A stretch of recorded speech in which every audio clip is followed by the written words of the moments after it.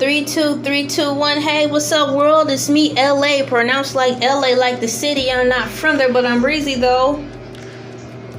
Took a pause for a quick minute because I had to swallow down some water, yo. Oh, 8th grade was awesome because it signified the last year of being considered a baby. And the next year signified that we were going into high school, our final steps towards going to adulthood and freedom. 8th grade was my most popular year so far, according to me. I actually talked more.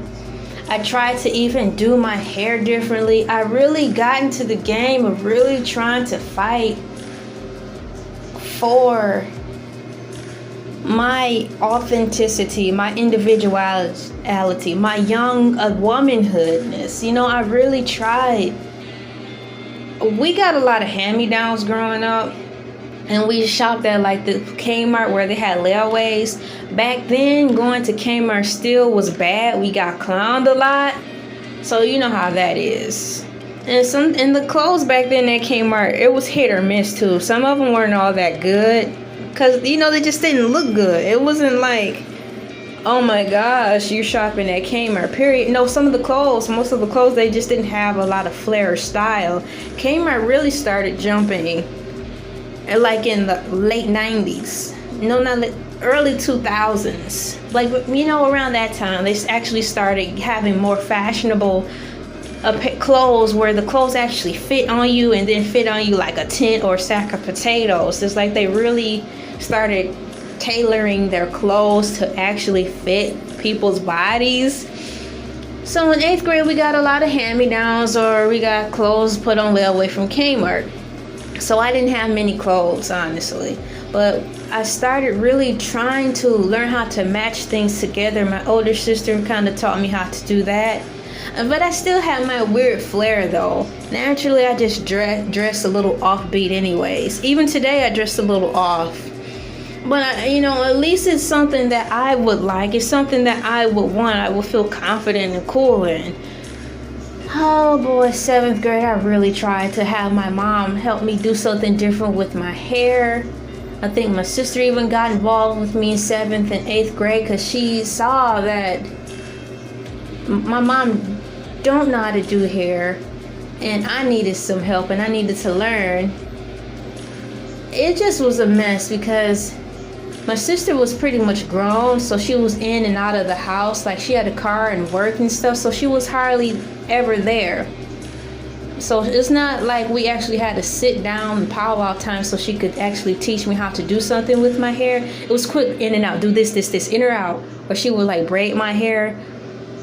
But it was so detailed, I didn't even know how to do that. I hadn't even learned how to braid hair to the scalp, so I'm like, how in the world I'm gonna learn how to do this anyway still? So there was no time. So I was kind of stuck. But I really did try. I didn't, to no avail though. I ended up just wearing 2 ponytails pretty much for the rest of the year. And that was so babyish, but I had no choice because I didn't know how to do my hair. And the 2 girls I was hanging around, they did not have a lot of hair, and they were getting their hair relaxed. So it wasn't nothing they can do for me. So I was embarrassed because, you know, their hair always looked nice, and I'm walking around here with long hair down my back, but it's in 2 stupid, really baby ponytails because gosh, I barely know how to braid decent. And I couldn't get my hair relaxed. So that was that. But I still felt more comfortable into myself though, because once again, it is what it is. I'll do my best because there's nothing I can't hide from myself. But at the same time, I still felt lonely and miserable because I wanted to be so much more. I knew I could be so much more. I could be more sociable because that's just me. But I couldn't. And I really was ready to really start getting out there and talking to people, with people. I was actually ready now to, I guess I was social. I just wasn't ready yet, apparently, you know. But in 8th grade, I felt ready to start mingling and getting out there, but I couldn't because, you know, gosh. So I just did the best I could with what I had, but that wasn't very much because I was still hearing the same things. You know, guys were checking for me, but I dressed like a kid, act like a kid, wore my hair like a kid, was too quiet. They thought I was too shy. I'm like, I'm not shy. I just have strict parents and I can't do anything, and I'm scared if I do anything wrong, they're going to find out. It's just, I was sheltered. And that wasn't me. So it was like nobody got to really see the real me ever. Growing up from in school. They think they know me, but that isn't really me. It's just someone who was living in a hellhole and on lockdown mentally and physically. So all you saw was a repressed person, I guess you could say. And that's sad. 8th grade, I felt isolated still, even though I was social and talked to guys and the girls. It just felt like it was nothing there because I really didn't have anything to offer but a small conversation, because I wasn't going to be able to hang out with any of them after school or go over to their house, and they sure couldn't come to mine. And boys couldn't call me on the phone even if it was just for good conversation. And if I did want to talk to the girls, my mom and dad would spy on my conversations, and I couldn't close the door for privacy because my dad didn't want the door closed. Yeah, so it was like I couldn't even talk on the phone even if I wanted to, period. So I had too many restrictions. So my social life was a bust, even if I really wanted to get deep into it.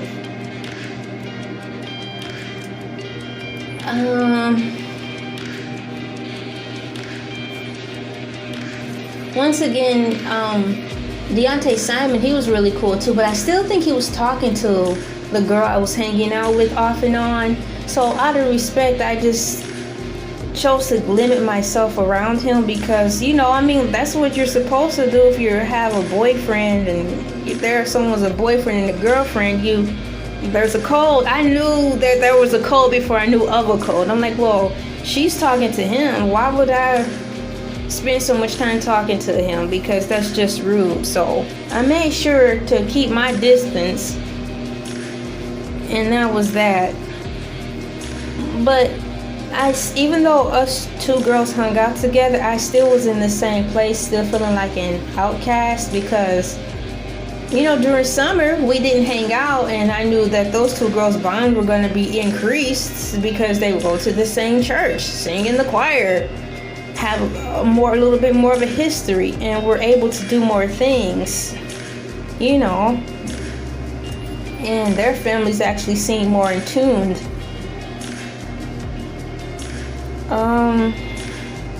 I'm really thinking about eighth grade.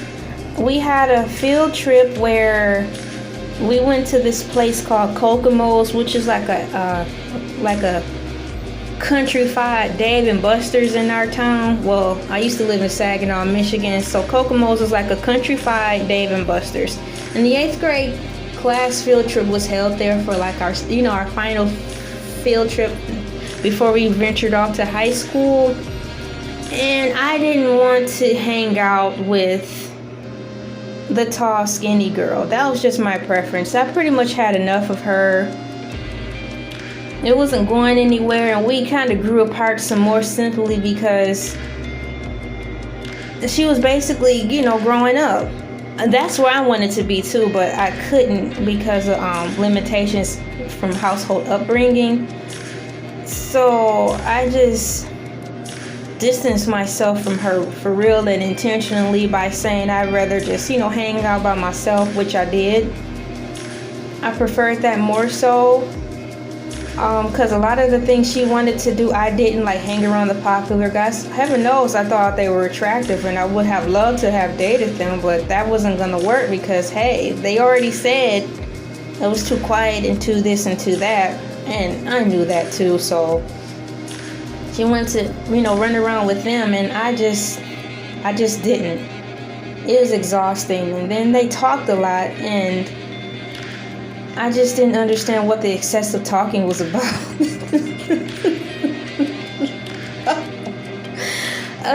So I just started to separate myself from her, and she used to wonder, like, what's wrong with you? And it was basically, I really prefer to be alone.